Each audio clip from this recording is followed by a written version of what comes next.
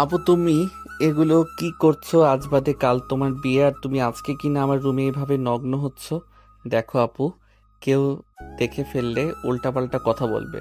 Please আপু, এমনটা করিও না। আমি তো এমনটাই চাই, তার জন্যই তো তোর কাছে এসেছি। এখন এদিকে আয়, একটু আদর করে দে। কি বলছো আপু তুমি? তোমার মাথা ঠিক আছে তো? আমি তোমার ছোট ভাই, আর তুমি কিনা আমাকে এসব আজে বাজে প্রস্তাব দিচ্ছ। ছোট ভাই তো কি হয়েছে? তুই তো আর আমার নিজের মায়ের পেটের ভাই নয়, চাচা তো ভাই। তো এসব করাই যায়। এদিকে আয়। তুমি পাগল হয়ে গেছো আপু, তোমার কাছে যাওয়া যাবে না। তুমি এখানে দাঁড়াও, আমি এখনই চাচিমাকে ডেকে আনছি। কই যাবে তুমি সোনা? তোমাকে তো আমি ছাড়ছি না। সবার চোখ ফাঁকি দিয়ে তোমার কাছে এসেছি, এত কষ্ট করে। জানি আজকে তোকে যদি আমার আপন করে না পাই, তাহলে আর জীবনে কখনো পাবো না। তাই তুই আর আমাকে আটকাস না। আরে আপু, তুমি বোঝার চেষ্টা করছো না কেন? তুমি আমার বড় আপু, আমি কিভাবে তোমার সঙ্গে এসব করতে পারি? আর আজকে বাদে কালকে তোমার বিয়ে। একটাবার ভেবে দেখেছো আমাদের এই কাজের পরিণাম কি হতে পারে? হয়েছে, তোকে আর বড় বড় কথা বলতে হবে না। এতদিন এতভাবে বোঝানোর চেষ্টা করেছি, তাও তো তুই কিছুই বুঝতে পারিস নাই। সারাক্ষণ অবুঝের মতো রয়ে গেছিস। কিন্তু আজ আর তোকে ছাড়ছি না।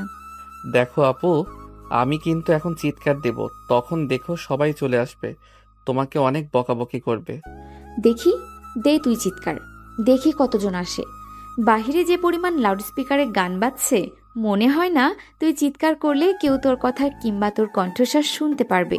তো বেশি বাড়াবাড়ি না করে যা করতে বলি তাই কর, এতেই তোর ভালো হবে। না হলে আমি কিন্তু জোর করে তোর কাছ থেকে সব নিয়ে নেব। কথাটা বলে নেহা গুটি গুটি পায়ে স্বাধীনের দিকে এগোতে লাগে। স্বাধীন ভয় পেয়ে যায়, সেখান থেকে দৌড়ে দরজার দিকে যেতে লাগে। তখনই নেহা দৌড় দিয়ে স্বাধীনকে ধরে ফেলে, টান দিয়ে নিজের কাছে নিয়ে আসে। স্বাধীনের শরীরে থাকা ঘ্রাণটা নাক দিয়ে নিতে লাগে। এক পর্যায়ে নেহা পাগল হয়ে যায়, স্বাধীনের ঠোঁটের সঙ্গে ঠোঁট লাগিয়ে চুষতে লাগে। স্বাধীন অবাক হয়ে বড় বড় দৃষ্টিতে তাকিয়ে থাকে। নেহা তার বাঁধ ভেঙে স্বাধীনের ঘাড়ে কপালে কিস করতে লাগে। নেহা তার শরীর থেকে এক এক করে শাড়ি গহনা খুলতে লাগে। স্বাধীন তার আয়ত্তের বাইরে চলে যায়, নেহাকে কোলে তুলে নেয়। নেহা বুঝতে পারে তাকে আর কিছুই করতে হবে না, যা করার স্বাধীনই করবে। সে চুপ হয়ে যায়। স্বাধীন নেহাকে নিয়ে খাটের উপর শুয়ে পড়ে, নেহার শরীরে কিস করতে লাগে। নেহা কেঁপে কেঁপে উঠতে লাগে। এই দিনটার জন্য এতদিন ধরে অপেক্ষায় ছিলাম, কিন্তু তুই তো কিছুই বুঝতে পারলি না। তোকে এত করে বললাম, এতবার বোঝালাম, তাও কিছুই বুঝলি না। বারবার বলেছিস আমি তোর বড় আপু। কেন রে, চাচাতো বোনকে কি বিয়ে করা যায় না? এটা কি কোনো হাদিসে আছে যে চাচাতো বোনকে বিয়ে করা যাবে না? কতজন না করে, আর আমরা করলেই দোষ? সমাজের মানুষ দেখতে পারবে না, নানান কথা বলিস তুই। চুপ থাকো তো, যা করছি এখন করতে দাও। আজে বাজে কথা বলো না, যা ভাবার তা পরেও ভাবা যাবে। নেহা বুঝতে পারে স্বাধীন আর তার মধ্যে নেই। তখনই পাশ থেকে নেহা তার ফোন নিয়ে কয়েকটা ভিডিও আর ছবি তুলে নেয়। মুচকি একটা হাসি দিয়ে স্বাধীনের সঙ্গে রেসপন্স করতে লাগে। দুজনে মেতে যায় এক আনন্দের মুহূর্তে। সেইভাবে অনেকটা সময় পার হয়ে যায়। বাইরে লাউড স্পিকারের শব্দে যেন নেহার আর্তনাদ স্বাধীনের কানে পৌঁছে না। এক পর্যায়ে ক্লান্ত হয়ে নেহার উপরে শুয়ে পড়ে। নেহা পরম আবেশে স্বাধীনের বুকে মাথায় হাত বুলিয়ে দিতে লাগে। খুব তো বড় বড় কথা বলছিলি যে বড় আপু কখনোই এক হবার নয়, এখন তো ঠিকই কাছে পেয়ে সবকিছু ভুলে আদর করলি। আপু তুমি আমার সঙ্গে কাজটা মোটেও ঠিক করো নাই।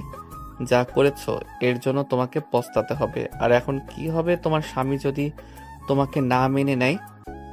যদি কোনো ভাবে বুঝতে পারে যে তুমি আগে থেকেই। চুপ, একদম চুপ। আমার স্বামী কে হবে তুই ছাড়া? সেই ছোট্ট থেকেই তোকে দেখে এসেছি, ভালোবেসে এসেছি। তোকে না পেলে এই জীবনটা রেখে কী লাভ? আবার ভাবলাম আমার জীবন আমি নিজে গুছিয়ে নিব, তাই তো তোর সঙ্গে জোর করে এই কাজটা করলাম। এখন চুপচাপ থাক, আর বাকি কি করতে হবে সেটা আমি করব, শুধু তুই দেখে যা। মানে? স্বাধীনের কথা শেষ না হতেই দরজায় কে যেন কড়া নাড়ে। স্বাধীন চমকে নেহার উপর থেকে উঠে পড়ে। নেহার দিকে তাকিয়ে লজ্জা পেয়ে যায়, কারণ তার আর নেহার শরীরে বিন্দুমাত্র পোশাক নেই। নেহা স্বাধীনের লজ্জামাখা মুখ দেখে মুচকে একটা হাসি দেয়। স্বাধীন উঠে তড়িঘড়ি করে পোশাক পরিধান করতে লাগে। অন্যদিকে অনবরত দরজায় কর্নারের বেগ বাড়তে লাগে। আপু এখন কি হবে? বাহিরে মনে হচ্ছে অনেকে আছে, এখন কি করব আমি? তুমি উঠে কোথাও লুকিয়ে যাও। আমি কেন লুকাবো? তোর যদি ইচ্ছা হয় তুই লুকা, আমি এখানেই শুয়ে থাকবো। আর যা করেছিস, বিন্দুমাত্র শক্তি নেই এখান থেকে উঠে কোথাও যাওয়ার। স্বাধীন বুঝতে পারে না কি করবে। তার কান্না আসতে লাগে। দৌড়ে নেহার কাছে গিয়ে পা জড়িয়ে ধরে আর কান্না করতে লাগে আর বলতে লাগে, আপু প্লিজ তুমি কিছু একটা করো। আমার দেখে যা মনে হচ্ছে বাহিরে অনেক মানুষ এসে দাঁড়িয়েছে, লাউড স্পিকারটা বন্ধ হয়ে আছে, মনে হয় তারা যে তুমি রুমে নেই এটা জেনে গিয়েছে, তাই তারা এখন আমার রুমে আসবে তোমাকে খোঁজার জন্য। প্লিজ কিছু একটা করো। তাহলে তো হয়েই গেল। ভেবেছিলাম অনেক পরিশ্রম করতে হবে, তাই এখন আর কিছুই করতে হবে না। এখন সর এখান থেকে, আর আমি গিয়ে দরজা বাকিটা যা হয় শুধু দেখবি। কি দরজা খুলে দেবে মানে? আপু দেখো, তুমি যা চেয়েছো তা পেয়ে গিয়েছো, এখন তোমার মতি গতি আমার একদমই ঠিক লাগছে না। প্লিজ তুমি এখান থেকে যেভাবেই হোক আমাকে বাঁচাও। আমি কথা দিচ্ছি তুমি যা চাইবে আমি তোমাকে তাই দেব। আমি কিছুই চাই না, শুধু তোকে চাই, আজীবনের জন্য, আমার করে, আমার জীবন সঙ্গী হিসেবে। আপু তুমি এটা ভালো করে জানো এটা কখনো হবার নয়। তাহলে ছোট মানুষের মতো বারবার এই জিদ ধরো কেন বলো তো? আর একটাবারও ভাবছো কি বাইরের মানুষজন কিভাবে? বাবা মা কি তাদের সামনে গিয়ে দাঁড়াতে পারবে? এইসব কথা তোর আগে ভাবা উচিত ছিল। সব সর্বনাশ করে আমার এখন আবার ভালো সাজা হচ্ছে। দেখ, তোর একটা কথা শুনবো না আমি। আর হ্যাঁ, একটা কথা শোন, আমার প্ল্যান মাফিক সব হয়েছে, এই আর কি। একটু বেশি খাটতে হতো, তা আর করতে হবে না। মানে তার মানে এসব তোমার প্ল্যান ছিল? বাবা, স্বাধীন দরজা খোলে, কখন থেকে দাঁড়িয়েছি, ঘুমিয়ে পড়ছো নাকি? প্লিজ দরজা খোলো। তোমার নেহা আপুকে কোথাও খুঁজে পাচ্ছি না। তোমার রুমে কি এসেছে? কি বলবি বল? তোর আদরের চাচিমা প্রশ্ন করেছে, এখন কি জবাব দিবি? জানি তোর মুখ দিয়ে কিছুই বের হবে না, যা করার আমাকে করতে হবে। এখন একটু আমাকে দাঁড় করিয়ে দে তো। যেভাবে আদর করেছিস ওঠার শক্তিটুকু নেই। আসলে আপু তুমি অনেক সুন্দর অভিনয় করতে পারো। তোমাকে কেন যে চাচা চাচি পড়াশোনা করালো, অ্যাক্টিং এর জগতে ঢুকিয়ে দিল না? এখন এত কথা না বলে আমাকে দাঁড় করিয়ে দে আর জামা কাপড় পরিয়ে দে। নেহার কথা মতো স্বাধীন নেহাকে উঠে জামাকাপড় পরিধান করে দেয় আর হাসতে লাগে। এক পর্যায়ে হাসি থামিয়ে নেহার দুপা জড়িয়ে ধরে কান্না করতে করতে বলতে লাগে, আপু প্লিজ তুমি এভাবে সবার সামনে আমাকে ছোট করিও না। আমি মানুষের সামনে মুখ দেখাতে পারবো না, আর আমার সুন্দর একটা ক্যারিয়ার আছে। তুমি কি চাও তোমার কারণে আমার ক্যারিয়ারটা নষ্ট হয়ে যাক? এখন এসব বলে কোনো লাভ হবে না। তোকে তো আর কম বোঝাইনি, কম বলিনি। আমি তোকে ভালোবাসি, কিন্তু তুই তো আর আমার কোনো কথাই শুনলি না। এখন চুপচাপ যা হয় মুখ বুজে সহ্য করে নে। আর যদি মুখ খুলেছিস তাহলে এই দেখ ভিডিও আর পিক। এখানে আমি কিছুই করিনি, আমি শুয়ে আর্তনাদ করছি, আর তুই অনবরত আমাকে আদর করে চলেছিস, আমার কোনো কথাই শুনছিস না। স্বাধীন নেহার হাত থেকে ফোনটা কেড়ে নেয়। দেখে ভিডিও স্বাধীন দেখে অবাক হয়ে যায়। সে ভাবতে পারে না নেহা এমন একটা কাজ করবে। ছলো ছলো দৃষ্টিতে নেহার দিকে তাকায়। ঠিক তখনই দরজা ভেঙে হুড়মুড়িয়ে রুমের ভিতর প্রবেশ করে অনেকেই। স্বাধীন চমকে এরকম হয় অবাক হয়ে যায়। পিছনে ঘুরে দেখে সবাই দাঁড়িয়ে আছে। নেহার শরীরে কাপড় এলোমেলো অবস্থা। নেহা সেখান থেকে ন্যাংড়াতে ন্যাংড়াতে স্বাধীনের মায়ের কাছে গিয়ে জড়িয়ে ধরে কান্না করতে করতে বলতে লাগে, মামুনি তোর কি হয়েছে? এভাবে কান্না করছিস কেন? আর স্বাধীন, আমরা যা ভাবছি তা কি সত্যি? ছোট আম্মু, ও কি বলবে? ও তো ছোট ভাইয়ের নামে কলঙ্ক। আমি বলছি তোমার ছেলে আমাকে এই অবস্থা করেছে, আমার সব সর্বনাশ করে ফেলেছে। আমি এখন সবার সামনে কি মুখ দেখাবো? স্বাধীন, নেহা যা বলছে তা কি সত্যি?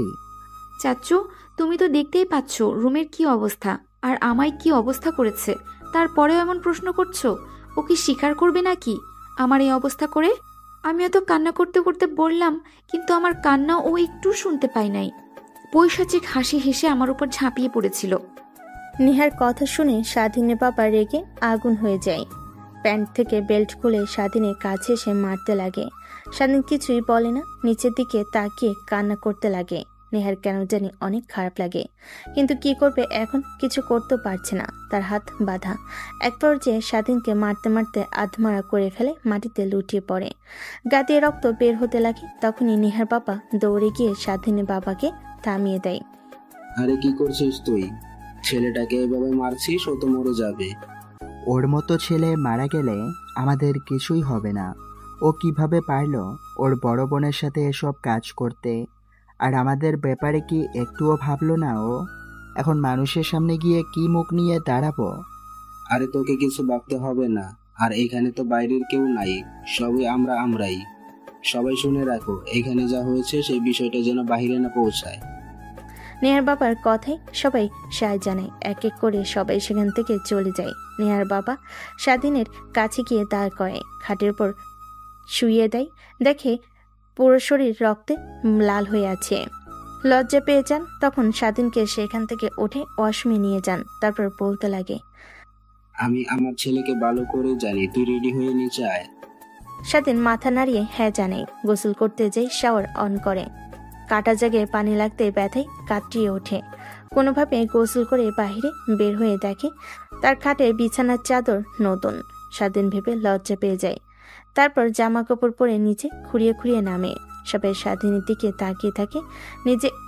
নিচে এসে দেখে নেহা বসে থেকে স্বাধীনের বাবাকে জড়িয়ে ধরে কান্না করছে। স্বাধীনকে দেখে কান্নার বেগ যেন আরো বেড়ে যায় তার। দেখো, যা এখানে হয়েছে তা বাইরে যাবে না, এটা আমি আগেই বলেছি। সবাই আমরাই, কিন্তু আমাদের মানহানি হলে তোমাদেরও মানহানি হবে। আর যাদের সঙ্গে নেহার বিয়ে হবার কথা ছিল তাদের কাছে ফোন করে ক্ষমা চেয়েছে, আর বিয়ে দেবে না সেটাও বলেছি, তারাও রাজি হয়েছে বিষয়টা। আর কাজী সাহেবকে ফোন করেছি, সে এখনই চলে আসবে। তারপর নেহা আর স্বাধীনের দুজনের বিয়ে দিয়ে দেব। আমার উপর কি কারো কোনো দ্বিমত আছে? সবাই তো বলবে, না ভাই, আপনি যা ভালো মনে করবেন তাই করেন, আমাদের কোনো দ্বিমত নেই। ওর মতো কুলাঙ্গার সন্তান এরকম করে কখনো ভাবতেও পারে নাই। যদি জানতাম তাহলে জন্মের পরপরই ওকে মেরে ফেলতাম। স্বাধীন তার বাবার কথা শুনে অনেক কষ্ট পায় বুকে বা পাশটাই চিনচিন করতে লাগে, কিন্তু কি আর করার, সে যা করেছে তার পরিণতি এরকম হবে এটাই ভাবছিল। স্বাধীন সবার থেকে দৃষ্টি সরিয়ে নেহার দিকে তাকায়, দেখে তার ঠোঁটের কোণে হাসি রেখা। স্বাধীনের রাগ হতে লাগে আর ভাবতে লাগে, তোকে আপু বলতে লজ্জা হচ্ছে আমার। ছোট ভাইয়ের সঙ্গে এসব করে এখন আবার হাসা হচ্ছে সবার সামনে। নির্লজ্জের মতো কিভাবে বলল তখন কথাগুলো, আমার তো ভাবতেও গা শিউরে উঠছে। আমাকে বিয়ে করা, তাই না? এর পরিণতি তোকে হাড়ে হাড়ে টের পাইয়ে দেব।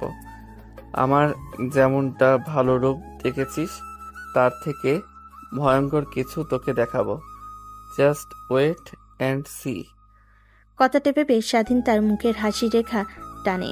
নেহার চোখের আড়াল হয় না। নেহা ভয় পেয়ে যায়, কারণ সে ভালো করে জানে স্বাধীন তাকে এত সহজে ছেড়ে দেবে না। একটু পর কাজী সাহেব চলে আসে, তারপর নেহা আর স্বাধীনের বিয়ের কার্যক্রম শুরু হয়। বাড়িতে এখনো বেশি কেউ আসেনি, শুধু কাজের লোকেরা আর নেহার বাবা মা, স্বাধীনের বাবা মা আর স্বাধীনের বোন, শুধু এরাই। তারপর কাজী সাহেব বিয়ে পড়িয়ে বাসা থেকে চলে যায়। তারপর সবাই যে যার কাজে চলে যায়। স্বাধীনের আর ভালো লাগে না, বসার রুম থেকে উঠে ছাদে চলে যায়। নিচের দিকে তাকিয়ে থাকে, দেখে দোকানের ছেলেরা সিগারেট জ্বালিয়ে খাচ্ছে। তখনই তার মনে পড়ে তার বন্ধুদের কথা, তারা বলতো মনের দুঃখ আর কষ্টগুলো সিগারেট জ্বালিয়ে খেলে দূর হয়ে যায়। তাই দৌড়ে নিচে নেমে দোকান থেকে 2 প্যাকেট সিগারেট কিনে আবার ছাদে আসে। তারপর ছাদের এক কোণায় দাঁড়িয়ে সিগারেট জ্বালিয়ে খেতে যাবে, তখনই কাশি হতে লাগে। এক পর্যায়ে স্বাধীন ঠিকমতো সিগারেট খেতে লাগে, এক এক করে প্যাকেট খালি করে দেয়। তখনই পেছন থেকে কেউ তার কাঁধে হাত রেখে। স্বাধীন পেছনে ফিরে দেখে তার মা। আর কি আমাদের কাছ থেকে লুকিয়ে করছিস তুই? সবার সামনে বলতাম বড় গলা করে আমার ছেলের মতো ছেলেই হয় না, সব থেকে ভালো, কোনো মেয়ের দিকে বাজে নেশাই আসক্ত না। আর সেই ছেলে কিনা তার বড় আপুকে আমার ভাবতেও না হচ্ছে, এখন আবার সিগারেটও খাস। মা, তুমি কি সত্যি বিশ্বাস করেছো আমি নেহা আপুর সঙ্গে এসব করতে পারি? আমি স্পষ্ট নেহার শরীরে তোর কামড়ের দাগ দেখেছি, আবার খাটের উপর বেশ নাই রক্তের, সেটাও লাগানো ছিল। তাহলে কি এসব মিথ্যা? তুই বলতে চাচ্ছিস যে নেহা মিথ্যা কথা বলে তোকে ফাঁসিয়েছে? না মা, আমি এটা বলতে চাইনি। আমি বলতে চেয়েছি যে চুপ, একদম চুপ। তুই আর একটা কথাও বলবি না। তুই নেহা মামুনির মতো একটা মেয়েকে মিথ্যা অপবাদ দিচ্ছিস। তোকে আমাদের ছেলে বলতে লজ্জা হচ্ছে। তাই আমি আর তোর বাবা ঠিক করেছি আমাদের যা সম্পত্তি আছে সব নেহা মামুনিকে লিখে দিব। কারণ তুই কখনো নেহা মামুনিকে ভালোবাসবি না, আর মারধরও করতে পারিস যেন তা না করিস তার জন্য। স্বাধীন তার মায়ের কথায় ঠোঁটে এক চিমটে হাসি রেখা টানে। পুনরায় সিগারেট বের করে ধরতে যাবে, তখনই স্বাধীন মা ঠাস ঠাস করে স্বাধীনকে থাপ্পড় দিয়ে সেখান থেকে চলে আসে। স্বাধীনের চোখ দিয়ে দুফোঁটা অস্ত্র বের হয়ে মাটিতে পড়ে। স্বাধীন তার হাতের উল্টো পিঠ দিয়ে চোখ মুছে ফেলে। পুনরায় সিগারেট জ্বালিয়ে খেতে লাগে আর ভাবতে লাগে। বাবার কাছ থেকে দূরে সরিয়েছিস, মার কাছ থেকে দূরে সরিয়ে দিলে, আবার সম্পত্তি থেকেও দূরে সরিয়ে দিলি। এই বাসা থেকে খুব দূরত্বেই চলে যেতে হবে, না হলে সবার অবহেলার শিকার হতে হবে। স্বাধীন কথাগুলো ভাবছিল, তখনই পেছন থেকে কেউ তাকে ডাকতে লাগে। স্বাধীন পেছনের দিকে তাকিয়ে দেখে নেহা দোলনায় বসে থেকে তাকে ডাকছে। স্বাধীন পেছন ফিরে তাকাতেই নেহা হাসি দিয়ে বলতে লাগে, তোকে আগেই বলেছিলাম আমাকে মেনে নিয়ে বিয়ে কর, কিন্তু আমার তো কোনো কথাই তুই শুনলি না। বড় আপু কখনো এসব হওয়ার নয়, সে তো বিয়েই করলি সবার সামনে নিচু হয়ে। এখন এদিকে আয়। ভালোই করেছিস তুই, তোকে আপু ভাবতেও লজ্জা হচ্ছে আমার। আমি তোর মতো একটা মেয়েকে আপু বলেছিলাম, আমার মা বাবার কাছ থেকে আমাকে দূরে সরিয়েছিস, আবার সয় সম্পত্তি থেকেও তোর তো স্বপ্ন যা ছিল পূরণ হয়ে গেল। আমাদের সম্পত্তি, তাই না? মা বলে গিয়েছে বাবা নাকি উকিলের সঙ্গে কথা বলেছে, খুব শীঘ্রই তার সয় সম্পত্তি সব তোর নামে লিখে দিবে। কথাটা বলে স্বাধীন সেখান থেকে চলে যায়। নেহা অবাক হয়ে যায়, কারণ স্বাধীনের মুখ থেকে তুই কথাটা শুনবে কখনো ভাবতেও পারে নাই। অন্যদিকে স্বাধীন তার রুমে গিয়ে ভাবতে লাগে কি করবে এখন সে। এই বাসাতে থাকলে তো তার অবহেলার শিকার হতে হবে, এর থেকে দূরে থাকলেই ভালো। কিন্তু তার কাছে তো অত টাকা নেই। সে বেলকনিতে চলে যায়, ফোন বের করে তার বন্ধুকে ফোন করে। আসলে সরি রে, আজকে যেতে পারলাম না। তোকে কথা দিচ্ছি আগামীকাল ঠিকমতো তোর বাসায় চলে আসবো। আজ কাজ থেকে আসতে পারিনি। রাগ তোর সরি, আমার এইদিকে জীবন নিয়ে টানাটানি, তুই তোর সরি লাগাচ্ছিস কেন রে? তোর আবার কি হয়েছে? তোর চাচাতো বোনের বিয়ে, আনন্দ খুশি করবি, সেখানে আবার তোর জীবন নিয়ে টানাটানি মানে? আরে বলিস না, তোকে যে অনেকবার বলেছিলাম না যে নেহা আপু আমাকে ভালোবাসে। বারবার সে কথা বলে, কিন্তু আমি তো তোকে বোনের নজরে ছাড়া দেখি না, তাই। তারপর স্বাধীন তার বন্ধুকে শুরু থেকে শেষ পর্যন্ত বলে। স্বাধীনের বন্ধু স্বাধীনের কথা শুনে অবাক হয়ে যায়। তাহলে এখন তুই কি করবি? ভাবছি যে বাড়ি থেকে দূরে কোথাও চলে যাব, নিজের মতো করে বাঁচতে শিখবো। দেখ, তুই যে ভাবে বলি, এতে আঙ্কেল আন্টির কোনো ভুল, কারণ তাদের মাথার জায়গায় যে কেউ থাকলে একই চিন্তা মাথায় আসতো তাদের। এর থেকে আমি বলি কি সব ঠিক হয়ে যাবে। কিছুই ঠিক হবে না। আচ্ছা ফোন রাখি, রুমে কে যেন এসেছে। কথাটা বলে স্বাধীন পিছন ফিরতে দেখে নেহা দাঁড়িয়ে আছে। ব্যালকনিতে দাঁড়িয়ে কার সঙ্গে কথা বলছিলি? আমি রুমে আসার সাথে সাথেই ফোন কেটে দিলি আর বললি যে কে যেন এসেছে, ফোন কেটে দাও।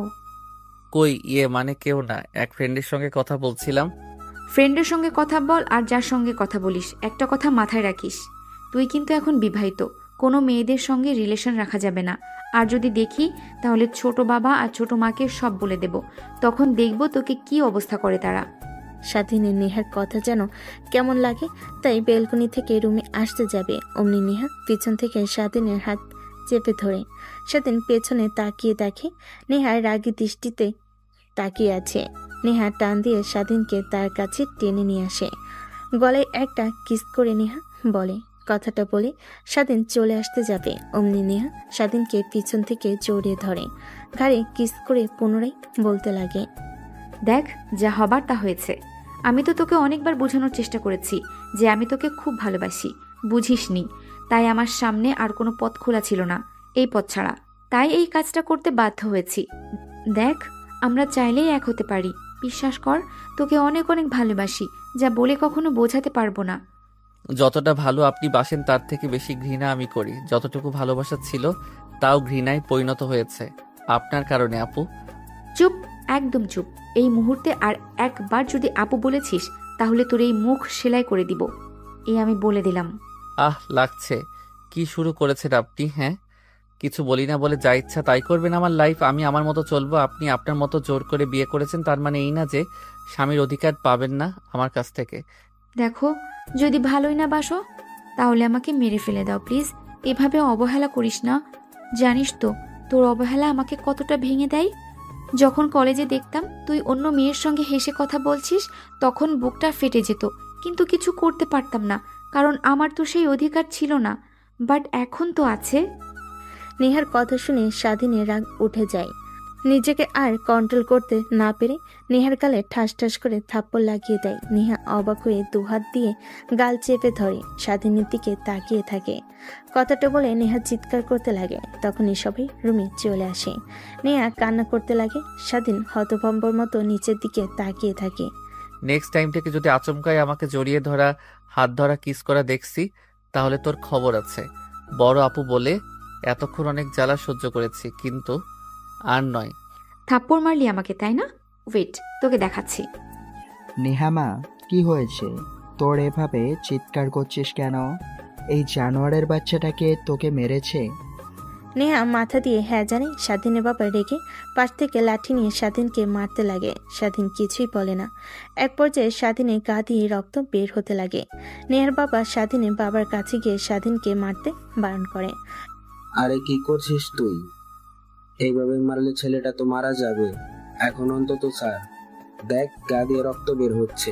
এই জানোয়ারটার কত বড় সাহস!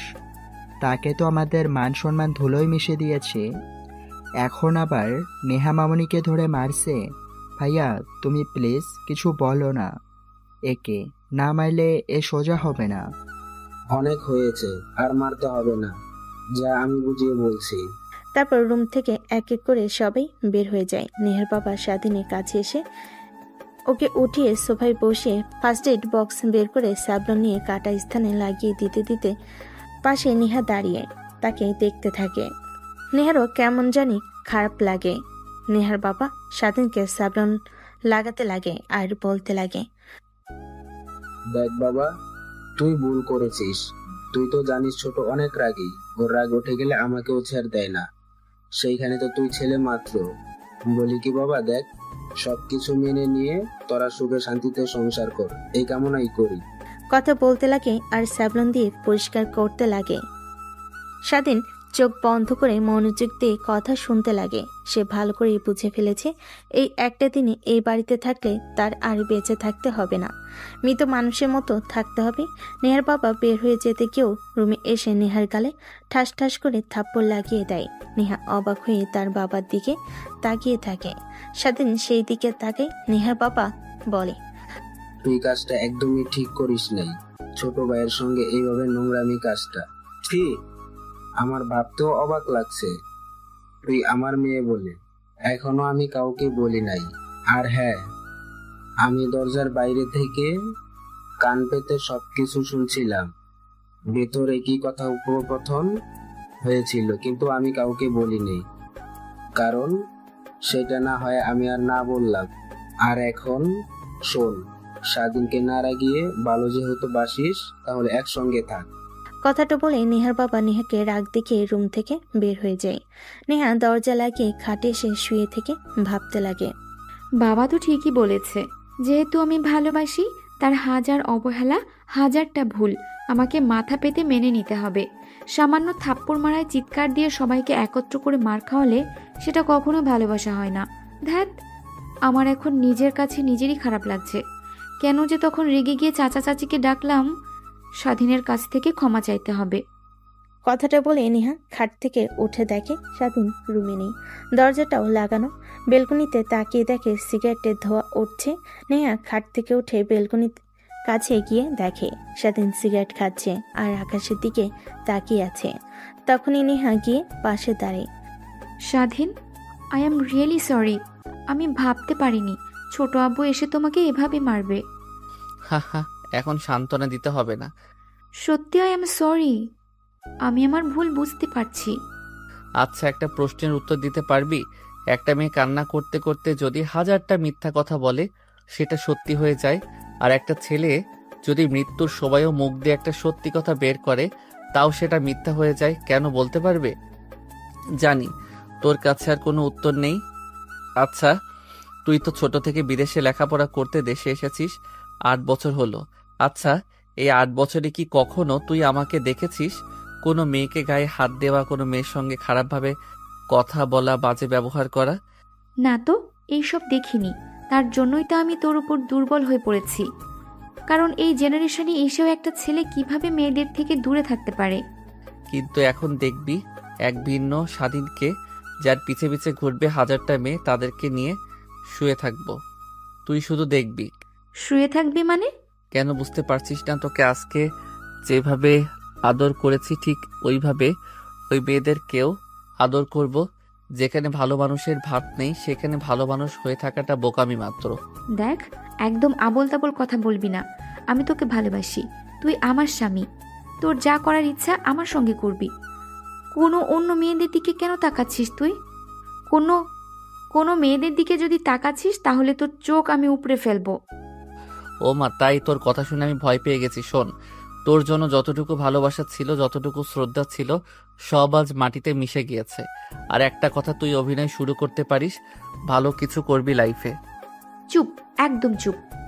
কথাটা বলে কান্না করতে থাকে নেহা স্বাধীনকে পিছন থেকে চেপে ধরে। স্বাধীন সিগারেট হাতে নিয়ে টানতে লাগে আর হাসতে লাগে। এক পর্যায়ে সিগারেটটা পায়ে নিচে ফেলে পিষে নেহাকে ঘুরিয়ে ঠাস ঠাস করে থাপ্পড় লাগিয়ে দেয়। দুই গালে স্পষ্ট 5 আঙ্গুলের ছাপ দেখা যাচ্ছে। যত রাগ ছিল সব রাগ যেন পড়েই নেহার উপরে মিটিয়েছে। ও সরি আপু, সরি, থাপ্পড় মেরেছি। এখন তো আবার বাবাকে কান্না করতে করতে ডাকবেন, আবার এসে আমাকে মারবে তো। যা, বাবাকে গিয়ে ডেকে নিয়ে আয়। আমাকে যত ইচ্ছা তত মারো, দাও প্লিজ। আমার কাছ থেকে দূরে দূরে থেকো না, আমি বেঁচে থেকেও মারা যাব। দেখ, তুই এখানে থাক, আসলাম একটু শান্তিতে থাকার জন্য, তাও তুই এসে অশান্তি শুরু করলি। কথাটা বলে স্বাধীন রুমে চলে আসে। মাঝখান দিয়ে কোল বালিশ দিয়ে পাশ ফিরে ঘুমিয়ে পড়ে। অন্যদিকে নেহা বেলকনি দাঁড়িয়ে কান্না করতে লাগে। চোখের অশ্রু হাত দিয়ে মুছে আনমনেই ভাবতে লাগে। না নেহা, না, এভাবে হাল ছেড়ে দিলে চলবে না। তুই যে কাজ করেছিস, ওর জায়গায় অন্য কোনো ছেলে থাকলে একই কাজ করত। আমাকে ওর মনে জায়গা করে নিতে হবে, ভালোবাসা দিয়ে সব অভিমান দূরে সরিয়ে দিতে হবে। কথাটা ভাবতে ভাবতে নেহা রুমে আসে। দেখে স্বাধীন বাচ্চাদের মতো ঘুমাচ্ছে। অনেক ইচ্ছে করে স্বাধীনকে চুমু খেতে, যে কথা সেই কাজ। নেহা এসে স্বাধীনকে কিস করতে যাবে, ঠিক তখনই স্বাধীন চোখ মেলে তাকে নেহার গলায় হাত দিয়ে চেপে ধরে। নেহা চোখ মেলে তাকে অবাক হয়ে যায়। একটু পর স্বাধীন নেহাকে ছেড়ে দিলে নেহা গলা চেপে ধরে ফুলরে বসে থেকে কাশতে লাগে। পাগল নাকি? এইভাবে কেউ গলা চেপে ধরে? আর একটু হলেই তো মারা যেতাম। তোকে যদি দেখছি আমার কাছে আসার, তাহলে এরপর থেকে এই হালই তোকে করব। কথাটা বলে স্বাধীন অন্য পাশ ফিরে ঘুমিয়ে পড়ে। অন্যদিকে নেহা কাশতে কাশতে পানি খেয়ে নিজেকে স্বাভাবিক করে খাটে এসে শুয়ে পড়ে। অন্যদিকে ছোট, তোকে আর কত বলবো, নিজের রাগকে কন্ট্রোল কর। ছেলেটাকে তো এভাবে মারা তোর একদমই ঠিক হয়নি। তখন একবার মেরে রক্তাক্ত করে ফেলেছিলি, এখন এই একই করেছিস, আর এভাবে মারলে তো মারা যাবে। মারা যাক, ওর মতো ছেলে থাকার থেকে না থাকাই ভালো। যে ছেলে কিনা নিজের চাচাতো বোনকে ধর্ষণ করতে পারে, তাকে আর কি করব। ছোট, তুই কিন্তু ভাই, আপনি স্বাধীন হয়ে কোনো কথা বললেন না। ও দেখছেন কতটা চেঞ্জ হয়ে গিয়েছে। আজকে আমি দেখি সাদা সিগারেট খাচ্ছে, আরও আমাদের চোখের আড়ালে কি কি করে আল্লাহ ভালো জানে। কি সত্যি? হ্যাঁ, সত্যি নাই তো কি। আমি তো দেখে অবাক হয়ে গিয়েছিলাম, কিন্তু স্বাধীনের চোখে কোনো ভয় দেখতে পাইনি আমি। তাই আমি আর আপনার ছোট ভাই সিদ্ধান্ত নিয়েছি, আমাদের যা সম্পত্তি আছে সব নেহা মামুনিকে লিখে দিব। তখন দেখবেন ঠিক সম্পত্তির লোভে নেহা মামুনিকে ভালোবাসতে শুরু করবে। কি বলেন ভাবি? এসব স্বাধীনের বাবা যদি জানতে পারে তাহলে তো অনেক কষ্ট পাবে। তার মা বাবা কি নাম তার বড় ভাইয়ের মেয়েকে সবকিছু লিখে দিচ্ছে। কষ্ট পাক আর যাই হোক, ভাবি, আমি যেহেতু একবার সিদ্ধান্ত নিয়েছি তাহলে তাই করব। আপনাদের কথা আমি শুনছি না। কথাটা বলেই স্বাধীনের বাবা মা সেখান থেকে উঠে তাদের রুমে চলে যায়। নেহা বাবা চিন্তিত হয়ে মাথায় হাত দিয়ে সেখানেই বসে থাকে। তোমার আবার কি হলো? রুমে চলো, অনেক রাত হয়ে গিয়েছে, ঘুমাবে। চোখে ঘুম আসছে না একটু? তোমার মেয়ের শুধু কথা ভাবছি আমি। মানে? নেহার বাবা নেহার মাকে সব কথা খুলে বলে। নেহার মা অনেকটা অবাক হয়ে যায়, কি করবে বুঝতে পারে না। চিন্তিত হয়ে নেহার বাবাকে বলে, তাহলে এখন কি করবে? সব কথা ছোট ভাইকে জানানো উচিত, কারণ স্বাধীনকে এভাবে অবহেলা করলে ছেলেটা কখন কি করে ফেলে। না, কিছু বলা যাবে না, তখন আমাদের মেয়েরই সম্মান নষ্ট হবে। ছোট ভাইয়ের সামনে কি মুখ নিয়ে দাঁড়াবো আমি, বলো? আবার যদি জানতে পারে যে যার জন্য তার নিজের ছেলেকে অবহেলা করেছে সেই মেয়েটাই আসল দোষী, তখন তারা নিজেরাই নিজেদের মধ্যে ভেঙে পড়বে। তুমি একদমই ঠিক বলেছো। নেহার মা আর বাবা দুজনেই কথা বলে অনেকক্ষণ। একটু পর তারা তাদের রুমে চলে যায়। অন্যদিকে নেহাও ঘুমিয়ে পড়ে। পরের দিন সকালবেলা স্বাধীনের ঘুম ভেঙে যায়। পানির ছিটা লাগায়, দেখে নেহা ড্রেসিং টেবিলের আয়নার সামনে দাঁড়িয়ে চুলগুলো হেয়ার ড্রাই করছে। স্বাধীন বেশ কিছুক্ষণ নেহার দিকে তাকিয়ে থাকে। নিজের চোখ সরিয়ে স্বাধীন উঠে ওয়াশরুমে চলে যায়। গোসল করে বাইরে এসে দেখে নেহা তার ব্রা হুকটা পিছন থেকে লাগাতে পারছে না। স্বাধীন সেই দিকে তাকিয়ে তার ওয়ার্ড্রপ থেকে পোশাক বের করে পরিধান করতে থাকে। ঠিক তখনই নেহা সামনের দিকে তাকিয়ে বলে, দেখলে মুখটা লাগাতে পারছি না, লাগিয়ে দিলেই তো পারো। এইভাবে দেখিও না, দেখার ভান ধরার মানে কি? স্বাধীন চুপ থেকে কাজ করতে লাগে। নেহার কাছে এসে বলতে লাগে, কি হলো, কথা কানে যাচ্ছে না নাকি? সে কখন থেকে বলছি মুখটা লাগিয়ে দিতে, দেখেও না দেখার ভান করে আছো, শুনেও না শোনার মতো হয়ে আছো। কে তুই, হ্যাঁ, যে তোর কথা মতো শুনবো আমি? শর্ত, এখানে থেকে মাথা খাস না। কথাটা বলে স্বাধীন নেহাকে ধাক্কা দেয়, খাটের উপর পড়ে যায়। তাল সামলাতে না পেরে নেহা খাটের এক কোণায় লেগে মাথা ফেটে রক্ত বের হতে লাগে। সেদিকে স্বাধীনে কোনো তাল না দিয়ে ড্রেসিং টেবিলের সামনে দাঁড়িয়ে পোশাক ঠিক করতে লাগে, চুলগুলো স্টাইলিশ করতে লাগে। চোখ থেকে চশমা খুলে রেখে ব্যাগটা কাঁধে নিয়ে বের হয়ে যায়। নেহা অবাক হয়ে স্বাধীনের দিকে তাকিয়ে থাকে। অন্যদিকে নেহার বাবা মা স্বাধীনের বাবা মা নিচের রুমে বসে কফি খাচ্ছিল। এমন সময় স্বাধীন কাঁধে ব্যাগ নিয়ে বের হতে সেদিকে নজর যায়। স্বাধীনকে পরিবর্তন হতে দেখে সবাই অবাক হয়ে যায়। সবার চোখে যেন সানা পড়ে। যে ছেলে কিনা কলেজে যেত চশমা চোখে, চুলগুলো একদিকে করে, সাদা শার্ট কালো প্যান্ট পরে, সেই ছেলে কিনা আজকে পুরো ভিন্ন। চোখে কালো চশমা, চুলগুলো স্টাইল করা, গলায় স্বর্ণের chain, shirt stylish, pant stylish পায়ে স্নিকার্স। এসব দেখে যেন অবাক হয়ে যায়। তখনই পিছন থেকে তড়িঘড়ি করে নেহা নিচে নামে। নেহার মা আর স্বাধীন মা দুজনেই দৌড়ে গিয়ে নেহার কপাল চেপে ধরে। মা, কি হয়েছে তোমাদের? এভাবে কপাল চেপে ধরলে কেন? ছাড়ো, কলেজের জন্য লেট হয়ে যাচ্ছে। কপাল চেপে ধরেছি কি, আর সাথে কপাল ফেটে রক্ত বের হচ্ছে, সেদিকে কোনো হেলদোল নেই। কই দেখি রক্ত বের হচ্ছে। কথাটা বলে নেহা কপালে হাত দিয়ে দেখে রক্ত বের হচ্ছে। তখনই স্বাধীনের বাবা দৌড়ে আসে। মামনি, ঠিক আছো তুমি? কপাল ফেটে রক্ত বের হচ্ছে আর সেই দিকে তোমার কোনো হেলদোল নেই? তার মানে স্বাধীন আবার তোমাকে মেরেছে? না ছোট আব্বু, মনে হয় ওয়াশরুম থেকে বের হবার সময় শাওয়ারের সঙ্গে লেগে কেটে গেছে। আচ্ছা, 5 মিনিট তুমি এখানে দাঁড়াও, আমি শ্যাভলো নিয়ে আছি, ব্যান্ডেজ করতে হবে, না হলে ইনফেকশন হতে পারে। কথাটা শুনে স্বাধীন মুচকি একটা হাসি দেয় আর মনে মনে ভাবতে লাগে, নিজের ছেলেকে মেরে রক্তাক্ত করে ফেলে আসার সেইখানে কিনা অন্যের মেয়ের মাথায় একটু কাটা দেখে স্যাবলন করতে হবে না, হলে ইনফেকশন হতে পারে। কি আজব দুনিয়া। কথাটা ভেবে হাসতে হাসতে বাহিরে বের হয়। গাড়ি না নিয়ে গ্যারেজ থেকে হোন্ডা বের করে দেখে ময়লা লেগে আছে। তারপর কাজের ছেলেকে ডাক দিয়ে পরিষ্কার করতে বলে। পরিষ্কার করা শেষ হলে স্বাধীন মোটরসাইকেল নিয়ে কলেজে চলে যায়। কলেজের গেট দিয়ে ফুল স্পিডে মোটরসাইকেলে কলেজে প্রবেশ করে সবাই অবাক হয়ে তাকিয়ে থাকে। স্বাধীন নামতেই সবাই যেন আরো অবাক হয়ে যায়। পার্কিং লটে গাড়ি রেখে স্বাধীন আসতে যাবে অমনি তার বন্ধুরা সামনে এসে দাঁড়ান। কিরে ভাই, তুই ঠিক আছিস তো? নাকি নাকি তুই অন্য কেউ? আমার তো মনে হয় না তুই স্বাধীন। মনে না হলে অন্য কিছু নাম রেখে দে, সমস্যা নেই। বাট এত পরিবর্তন, বিষয়টা কেমন যেন লাগছে না? কারণ কি? কোনো কারণই নেই, শুধু দেখে যা। এতদিন আমার শান্ত চেহারাটা দেখেছিস, এখন দেখবি এক অন্য স্বাধীনকে। বুঝতে পেরেছি, ভাবির সঙ্গে সমস্যা হয়েছে, তার জন্য এত স্টাইলিশ হয়ে আসা, যেন তোকে দেখে আরো অনেক মেয়ে লোক দেয়। এটা দেখে যেন ভাবি দেখে ফায়ার হতে থাকে। হোয়ার ইজ ভাবি? ওইটা জাস্ট মিস্টেক, আর আমি তাকে বউ হিসেবে মানি না। আর শোন একটা কথা, আমার আর নেহার যে বিয়ে হয়েছে এটা যেন কলেজের কেউ জানতে না পারে। যদি জানতে পারে তাহলে তোর খবর আছে। বুঝতে পেরেছি। এখন আর এত অভিনয় না করে চল ক্লাসরুমে যাই, এমনিতে অনেক দেরি হয়ে গেছে। আচ্ছা চল। তারপর স্বাধীন আর স্বাধীনের বন্ধু দুজনে তাদের ক্লাসের রুমের দিকে যেতে লাগে।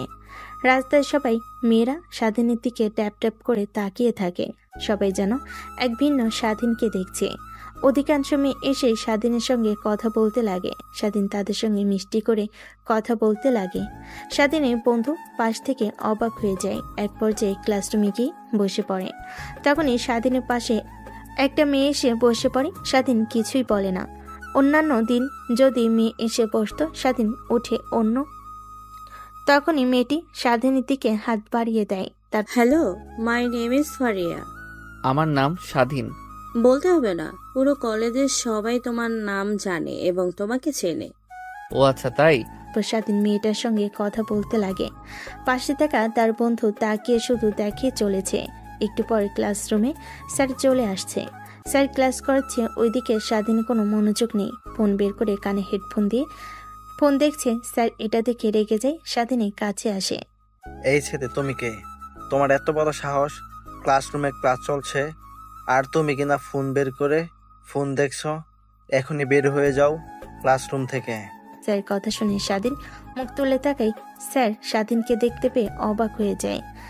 মানে তুমি হঠাৎ স্বাধীন, তোমরা যেন পরিবর্তন। ক্লাসরুমে বসে থেকে মোবাইল দেখছো, পড়ায় মনোযোগ দাও, না হলে ক্লাসরুম থেকে বের হয়ে যাও। আমি ক্লাসরুমে বসে থাকবো আর মোবাইল দেখবো, দেখি আপনি আমার কি ক্ষতি করতে পারেন। তাই স্বাধীনের কথা শুনে স্যার অবাক হয়ে যায়। সে ক্লাস না করে ক্লাসরুম থেকে বাইরে চলে যায়। সবাই উঠে স্বাধীনকে নিয়ে কথা বলতে লাগে। স্বাধীনের আর কিছু ভালো লাগে না, তাই ক্লাসরুম থেকে বের হয়ে কলেজের পাশে লেকের পাড়ে গিয়ে বসে থাকে। তখনই সেই ক্লাসের মেয়েটা স্বাধীনের পাশে বসে। কি হয়েছে তোমার? তোমার এত পরিবর্তন? আগে তো এমন ছিলে না। স্যারদের কথা মতো চলতে, স্যারেরা কিছু বললে তার উত্তর দিতে না। আর এখন কিনা তুমি, বাট এখন কিন্তু তোমাকে আরো ভালো হ্যান্ডসাম লাগছে। নাকি? হ্যাঁ, সত্যি অনেক সুন্দর লাগছে। মানে তোমাকে একটা কথা বলবো, অনেকদিন হলো বলা হচ্ছে না। আমি তোমাকে ভালোবাসি। কি?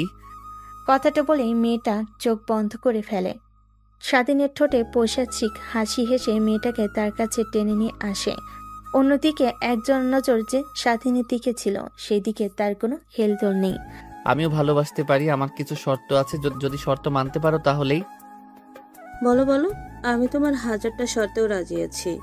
1000টা নয়, শুধু একটাই শর্ত, আমি যখন তোমাকে ডাকবো তখন আমার কাছে আসতে হবে এবং আমার সঙ্গে শুতে হবে। আই মিন রুম ডেট কিংবা লিভিং রিলেশনশিপ, যাই বলো। স্বাধীনের কথা শুনে মেয়েটা স্বাধীনকে ছেড়ে দিয়ে দাঁড়িয়ে পড়ে। স্বাধীনকে ভালোভাবে পর্যবেক্ষণ করতে লাগে। সমস্যা নেই, আমার শর্তে রাজি না হও তুমি তোমার পথ দেখতে পারো, আমি অন্য কাউকে বেছে নেব। আমি রাজি, কিন্তু হট করে যদি পেটে বেবি চলে আসে তখন কি হবে? সেটা আমার উপর ছেড়ে দাও, তোমাকে এই নিয়ে ভাবতে হবে না। মেয়েটার সম্মতি শুনে স্বাধীন মেয়েটার হাত ধরে টান মারে। মেয়েটা এসে স্বাধীনের উপর পড়ে যায়। স্বাধীন মেয়েটাকে ধরে কিস করতে যাবে, তখনই পিছন থেকে নেহার ভারী গলার শব্দ পায়। স্বাধীন, কি হচ্ছে এসব? কি হচ্ছে দেখতে পারছেন না? দেখি ও না দেখার ভান ধরে আছেন। সরেন তো এখান থেকে, আমরা একান্ত সময় পার করব আর আপনি এসে ব্যাঘাত ঘটাচ্ছেন।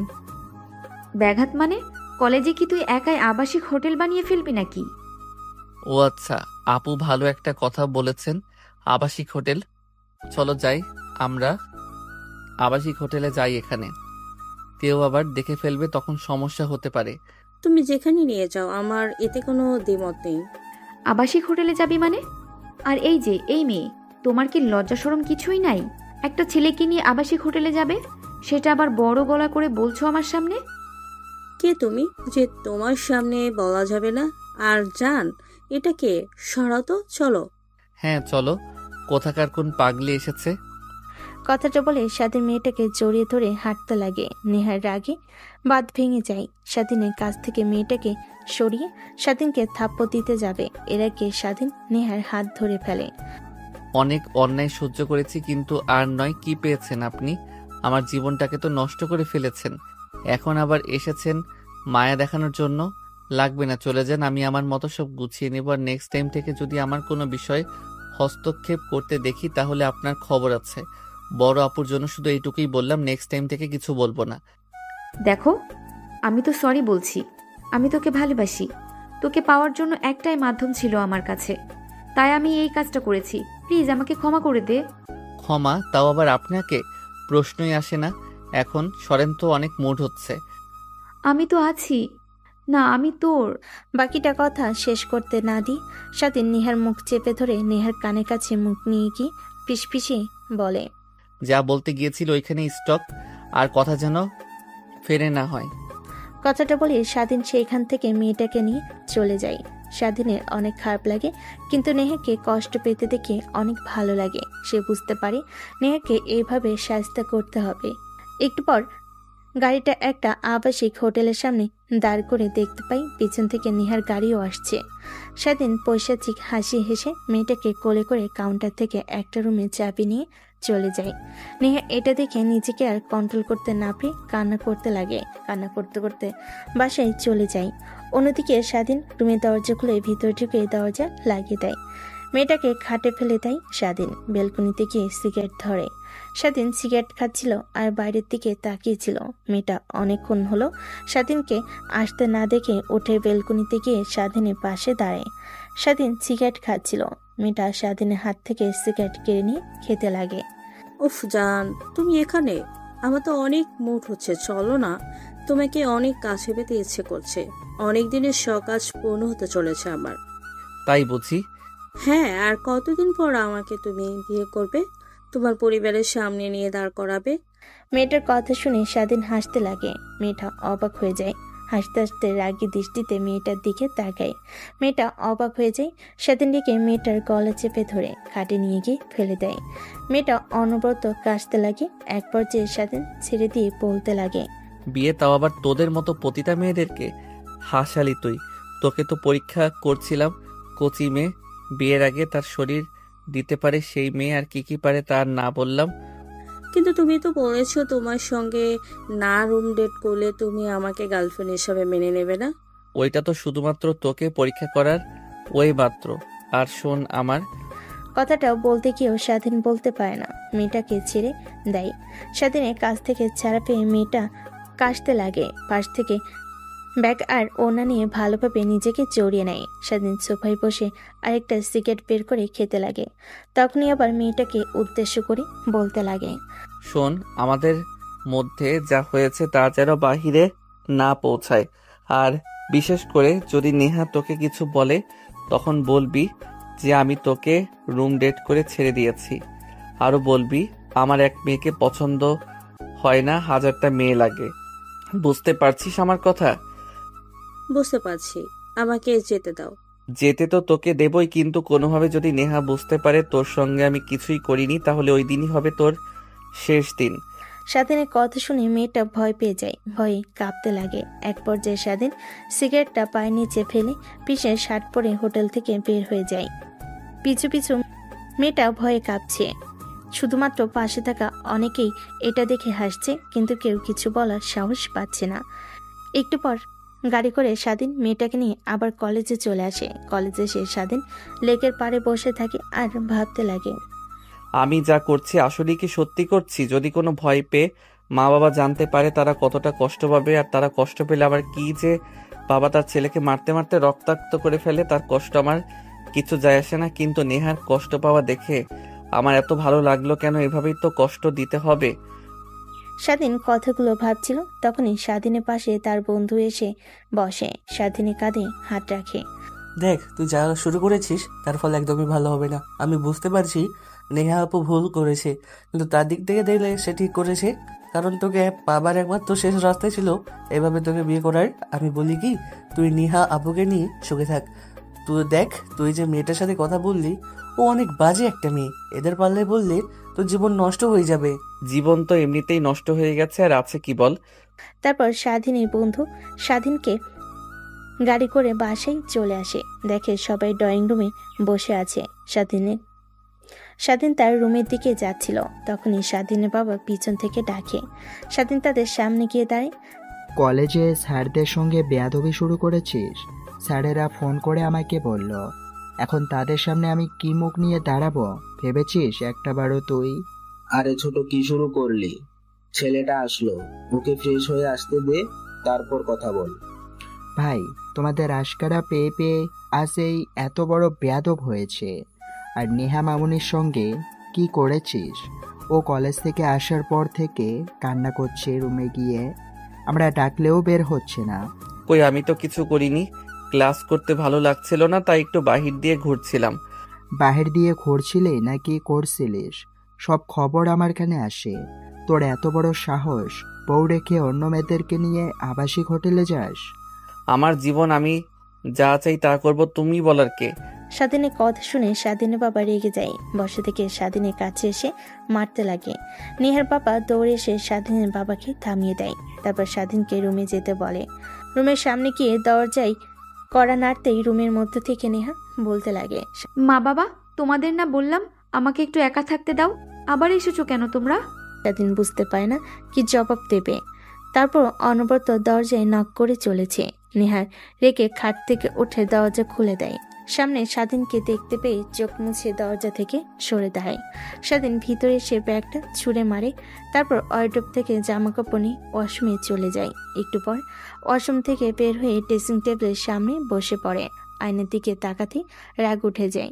আয়নাতে একটা ঘুষি মারতেই আয়না চূর্ণ বিচ্ছিন্ন হয়ে যায়।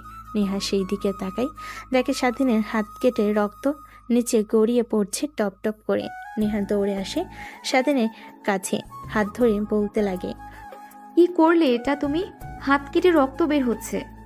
প্রত্যুত্তরে স্বাধীন কিছুই বলে না, চুপ করে থাকে। নেহা দৌড়ে ফার্স্ট এড বক্স নিয়ে এসে হাতে স্যাভলন দিয়ে পরিষ্কার করে দেয়। তারপর ব্যান্ডেজ করে দেয়। স্বাধীন তাকিয়ে থেকে শুধু দেখতে লাগে, কিছু বলে না। একটু পর স্বাধীন উঠে সোফায় গিয়ে বসে।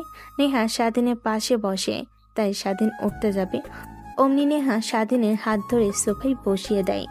দেখ, আমি জানি আমি যা করেছি তোর সাথে ভুল করেছি, কিন্তু আমি নিরুপায় ছিলাম তখন। আর আমি একটুও ভাবিনি যে তোর মনে আমার জন্য একটুও ভালোবাসা নেই। আমি মিথ্যা ছিলাম।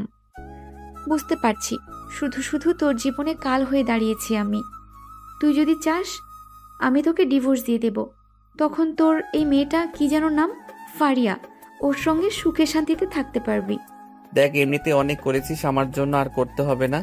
তখন আবার বাবারা বলবে আমি তোকে জোর করেছি আমাকে ডিভোর্স দেওয়ার জন্য। এর থেকে চুপচাপ থাক, তুই তোর মতো, আমি আমার মতো। কিন্তু আমি পারবো না নিজের স্বামীকে অন্য মেয়েদের সঙ্গে দেখতে। স্বাধীন কিছুই বলে না, বেলকনিতে চলে যায়। সিগারেট ধরিয়ে খেতে লাগে। একটা জিনিস কেন যেন স্বাধীনের কষ্টগুলোকে একটু হলেও দূর করতে পারে। সিগারেট খাওয়া হলে রুমে এসে দেখে নেহা কাজ পরিষ্কার করছে। স্বাধীন খাটে গিয়ে ঘুমিয়ে পড়ে। অনেক রাতে স্বাধীনের ঘুম ভাঙে। অন্যদিকে সবাই খাবার টেবিলে খাবার খাচ্ছিল। দেখ, তুই দিন দিন ছেলেটার সঙ্গে যা করছিস একদমই ঠিক করছিস না। ভুল করেছে, তার প্রায়শ্চিত্ত পাচ্ছেও। তোর শাসন আর মারের কারণে ছেলেটা নিজেকে পরিবর্তন করে ফেলেছে। হয়েছে ভাই, তুমি আর কিছু বলো না। ওর হয়েও দিন দিন বেয়াদব হয়ে গিয়েছে।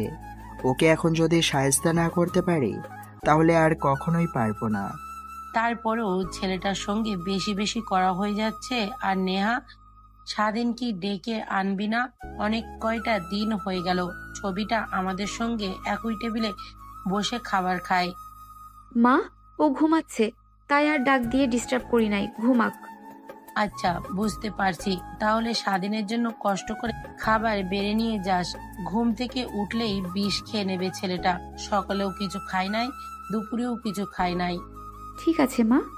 তারপর খাবার খাওয়া শেষ করে নেহা একটা প্লেটে খাবার নিয়ে রুমে আসে। দেখে স্বাধীন খাটের উপর নেই, বেলকনিতে ধোয়া উঠছে। বুঝতে পারে বেলকনিতে দাঁড়িয়ে সিগারেট খাচ্ছে। নেহা খাবারের প্লেটটা টি টেবিলের উপর রেখে দেয়। তারপর পানি আনতে নিচে চলে যায়। পানি নিয়ে এসে দেখে স্বাধীন সোফায় বসে মোবাইল দেখছে। নেহা খাবার প্লেটটা নিয়ে সোফায় বসে। এক লোকমা খাবার তুলে স্বাধীনের দিকে এগিয়ে নিতে মুখ ফিরিয়ে নেয়। আমার সাথে রাগ, আমার সাথে অভিমান, খাবারের সঙ্গে নয়। না খেয়ে খেয়ে নিজের কি বেহাল দশা করে ফেলেছ। দেখো, তুমি যা চেয়েছো তাই হবে। তারপরও প্লিজ এইভাবে না খেয়ে সবার সঙ্গে কথা না বলে এভাবে থেকো না প্লিজ। তুমি যদি চাও আমি এই বাড়ি থেকে আবার দূরে কোথাও চলে যাব। তা কিছুই করতে হবে না, আমাকে দেন, আমি নিজেই খেয়ে নিতে পারবো। তোমার তো হাত কাটা, ব্যান্ডেজ করানো, তুমি কিভাবে খাবে? আচ্ছা ওয়েট, আমি চামচ এনে দিচ্ছি। কথাটা বলে নেহা খাবারের প্লেট পাশে রেখে দৌড়ে নিচে চলে যায়। তারপর কিচেন থেকে চামচ নিয়ে রুমে আসে। স্বাধীনকে দিতে স্বাধীন চামচ ধরতে গিয়েও ফেলে দেয়, ঠিকমতো ধরতে পারে না। নেহা এটা দেখে কি করবে খাবার লোকমা করে স্বাধীনের দিকে এগিয়ে দেয়। স্বাধীন আর কিছু না ভেবে খেতে লাগে আর ফোন দেখতে লাগে। তখনই একটা অজানা নাম্বার থেকে ফোন আসে স্বাধীনের কাছে। রিসিভ করে কানের পাশে ধরতে ওপাশ থেকে বলতে লাগে, ছোট লোকের বাচ্চা, তোর এত বড় সাহস আমাকে বড় বড় কথা বলিস? তুই চিনিস না আমি কে, আমার ভাইকে তুই তাও জানিস না। তুই একটাবার কালকে কলেজে আয়, তারপর তোকে দেখাচ্ছি। কে তুমি আর তোর ভাইকে? আমি মারিয়া। আর তুই ইঁদুরের গর্তে লুকালেও আমার ভাই টেনে বের করে তোকে মেরে ছাড়বে। আর আমার ভাইকে জানিস, এই শহরের নাম করা মাফিয়া ইমরান শিকদার। ও তুই? আর কি বললি? ইমরান শিকদার? আচ্ছা ওয়েট, ফোনটা রাখ, আমি তোর ভাই নাকি যেন তোকে ফোন করছি, তার কাছ থেকে আমার পরিচয় জেনে নিস। কথাটা বলে স্বাধীন ফোন কেটে দেয়। পাশ থেকে নেহা সব শুনতে পায় কিন্তু কিছু বলে না। স্বাধীন একটা নাম্বার বের করে ফোন করে, তখনই ওই পাশ থেকে সালাম দেয়। আসসালামু আলাইকুম ভাই, এতদিন পর হঠাৎ আমার কথা মনে পড়লো? আরে না, এমনিতেই। এখন আর এইসব নিয়ে কাজ করে না, ভালো হয়ে গেছি, তার কারণে এতদিন দরকার পড়ে না। আর ফোন করেছে একটা কারণে, তো কি ছোট বোন আছে যার নাম ফারিয়া? হ্যাঁ ভাই, আছে তো। তুই হয়তো তোর ছোট বোনের পাশেই বসে আছিস, তুই তাকে বল আমি কে, আমার নাম বল স্বাধীন, তাই বুঝতে পারবে। সময় পেলে তো বোনের কাছ থেকে ক্ষমা চেয়ে নেব, এটাও বল। কিন্তু ভাই কেন? আর আমার বোন কি করেছে? সেটা না হয় তোর বোনের কাছ থেকে শোন, তাহলেই শুনতে পারবি। কথাটা বলে স্বাধীন ফোন রেখে দেয়। কল কেটে ইমরান শিকদার মেয়েটাকে প্রশ্ন করলে সব সত্যি বলে দেয়। ইমরান শিকদার শুনে রেগে যায়, তার বোনের গালে থাপ্পড় লাগিয়ে দেয় আর বলে, দেখো, যা হবার তা হয়ে গেছে। ও তোর শরীরের টাচ করেনি, তুই বেঁচে গিয়েছিস। আর স্বাধীনকে জানিস, এই শহরের নাম করা একমাত্র ছেলে। তার চাচা তার বাবার কোম্পানি বিশাল, আর আগে আমাদের সাথে একই সঙ্গে কাজ করত। আমাদের ভাই ছিল, ছোট হয়েও আমরা তাকে লিডার মানতাম, কিন্তু সময়ে ভালো হয়ে যাওয়ায় কিন্তু আমরা পারি নাই। ভালো হবে তুই যা হয়েছে সব ভুলে যা, আর যদি পারিস এখন যে বেয়াদবি করেছিস তার জন্য ক্ষমা চেয়ে নিস। কি বলছো ভাইয়া? তোমার ভয় পুরো শহর কাঁপে, আর তুমি কিনা একটা সামান্য ছেলেকে দেখে ভয় পাচ্ছ? তোমার বোনকে অপমান করেছে, তার প্রতিশোধ তুমি নেবে না? তুই কি চাস তোর প্রতিশোধ নিতে গিয়ে তুই তোর ভাই হারাস? এর থেকে ভালো হবে চুপ হয়ে থাক, যা হবার তা হয়েছে। একটা কালো অধ্যায় ভেবে চুপ হয়ে যা। কথাটা বলে ইমরান শিকদার সেখান থেকে উঠে যায়। মেয়েটা ভাবতে লাগে স্বাধীনের বিষয়ে, মেয়েটার গাও শিউরে ওঠে। অন্যদিকে নেহা পাশ থেকে স্বাধীনের সব কথোপকথন শুনতে পায়, মনে মনে খুশি হয়। নিমিষে খুশি আমেজ তার মুখ থেকে চলে যায়। তারপর স্বাধীনকে খাইয়ে দেওয়া শেষ হলে স্বাধীনকে পানি খাইয়ে মুখ মুছে দিয়ে উঠে যেতে যাবে, তখনই নেহার ওড়না দিয়ে স্বাধীন মুখ মুছে নেয়। নেহা দেখে অনেকটা অবাক হয়, কিন্তু স্বাধীনকে কিছু বুঝতে দেয় না। তারপর প্লেট গ্লাস কিচেন রুমে রেখে সে রুমের মধ্যে চলে আসে। দেখে স্বাধীন বেলকুনিতে দাঁড়িয়ে আছে। নেহার অনেক ইচ্ছে করছে স্বাধীনের পাশে গিয়ে দাঁড়াতে, যে ইচ্ছে সেই কাজ। স্বাধীনের পাশে গিয়ে দাঁড়াই, স্বাধীনের হাতে হাত রেখে স্বাধীন দেখে মুচকি একটা হেসে কোনো কিছু না বলে চাঁদের দিকে তাকিয়ে থাকে। আর কত ক্ষমা চাইলে আমাকে ক্ষমা করে দিবে? আমি ভুল করেছি, বারবার বলছি তো। তোমার যত ইচ্ছা আমাকে শাস্তি দাও, তারপরেও প্লিজ আমাকে ছেড়ে দূরে চলে যেও না। নেহার প্রতি উত্তরে স্বাধীন কিছুই বলে না, চুপ করে দাঁড়িয়ে থাকে। নেহা বুঝতে পারে আর কিছু হবা নয়। নেহা চলে আসতে যাবে, অমনি স্বাধীন নেহার হাত পিছন থেকে জড়িয়ে ধরে। অবাক হয়ে যায় নেহা, সামলাতে না পেরে স্বাধীনের উপরে গিয়ে পড়ে যায়। স্বাধীন নেহাকে শক্ত করে জড়িয়ে ধরে, নেহার মুখের উপর থেকে চুল সরিয়ে দিয়ে কপালে চুমু দেয়। নেহা কেঁপে ওঠে। স্বাধীন নেহাকে আরো কাছে নিয়ে এসে গভীর স্পর্শ দিতে লাগে। আই এম সরি, এতদিন অবহেলা করে দূরে সরিয়ে রাখার জন্য। এতদিন আমি এক ভুল মোষের মধ্যে ছিলাম, যা কেটে গিয়েছে। মানে হলো, চেয়েছিলাম তোমাকে কষ্ট পেতে দেখতে, কিন্তু তোমাকে কষ্ট পেতে গিয়ে আমি নিজেই যে কষ্ট পাবো তা কখনো ভাবতেও পারিনি। আর সরি, সব আগের বাধা বিষয় বলে গিয়ে চল নতুন করে দুজনে বাঁচি। সত্যি? সত্যি সত্যি সত্যি, এক সত্যি, দুই সত্যি, তিন সত্যি। এই চাঁদকে সাক্ষী রেখে বলছি, আর কখনোই তোমার এই হাত ছাড়বো না, মৃত্যুর আগ পর্যন্ত। কথাটা বলে স্বাধীন নেহাকে কাছে টেনে নিয়ে এসে জড়িয়ে ধরে। সমাপ্ত হয় ভালোবাসার আরো একটি অধ্যায়।